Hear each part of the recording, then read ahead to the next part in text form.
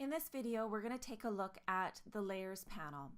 Now, the Layers panel is located in two areas. We can actually get to it very easily in our right-hand toolbar menu. And right at the bottom where we see these two stacking icons, we can actually click on that and open up our Layers menu. Now, we can also get to it in the Window menu at the top of our page here. And if we scroll down, we can open up our layers here. Now, when creating complex artwork, it can sometimes be a challenge to keep up to track of all the items in your document window. Small items can get hidden under larger items, and selecting artwork can sometimes be difficult. So layers provide a way to manage all the items in your artwork. So you want to think of the layers as sort of clear folders that contain artwork. And if you shuffle them around, you can change the stacking order of items in your artwork. The structure of layers in your document can be as simple or as complex as you want. By default, all the items are organized in a single parent layer, like we see here. We see layer 1. However, you can create new layers and move them into or move elements from one layer to another at any time. Now, we also see sublayers within that parent layer. If I press this little sideways triangle, I can drill down in this and I can see separate paths or layers within that group. So the first one here, we see the Jewel Design Labs logo. And if I select that, it actually just allows me to manipulate this particular layer. Now over to the left, we see this little eye, and that indicates that I can either show, or if I turn it off, I can hide that particular object.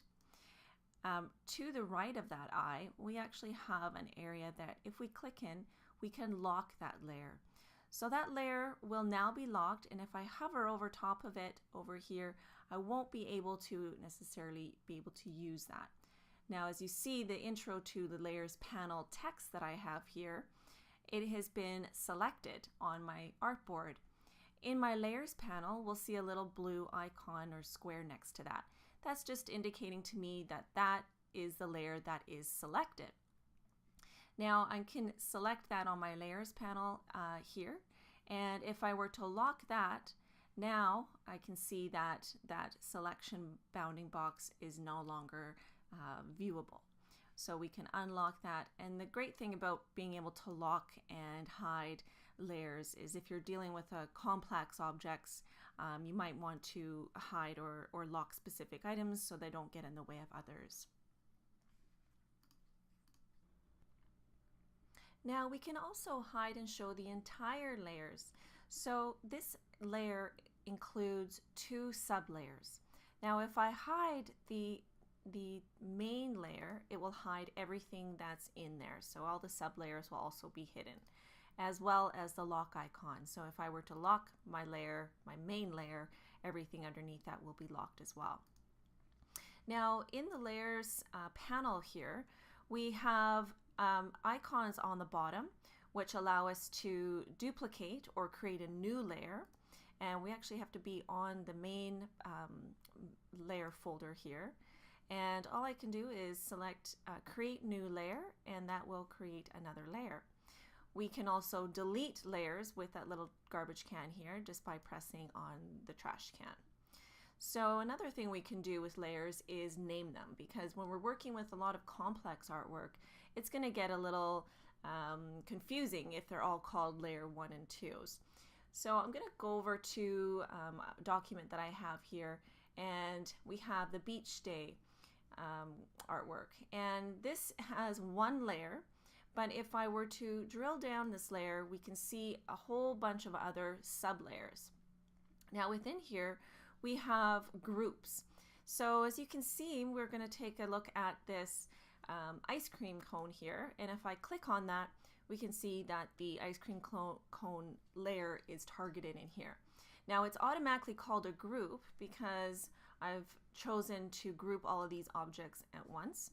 And if I were to drill down on that group, we have even an additional sublayers. So these, we can actually go even further. We can group certain sublayers within sublayers, and that's getting pretty confusing. So what we can do is rename these layers, and all we can do all we need to do here is just double click on that name, and I can go in here and put ice cream. Okay, and then we can just press return or just click anywhere off of it.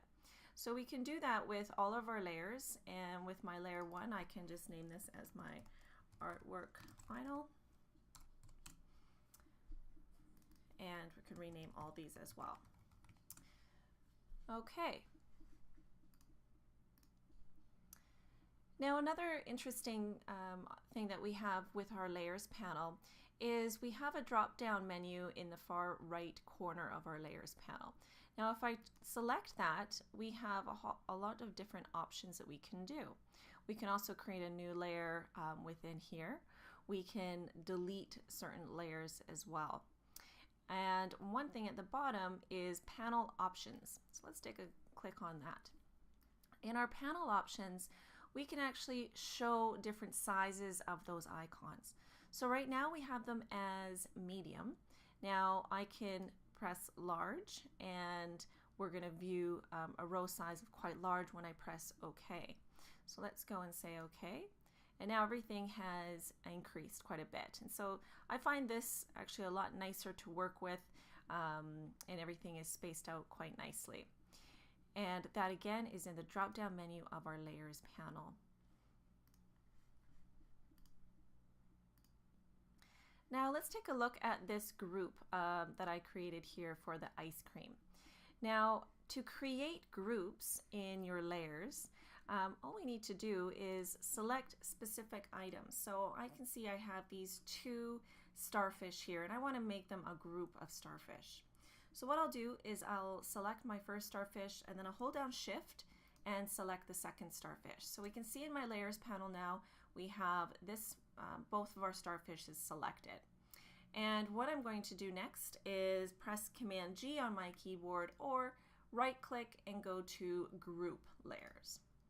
So now in my layers panel we have merged those 2 objects into one specific group, which I'm going to double click and rename here starfish.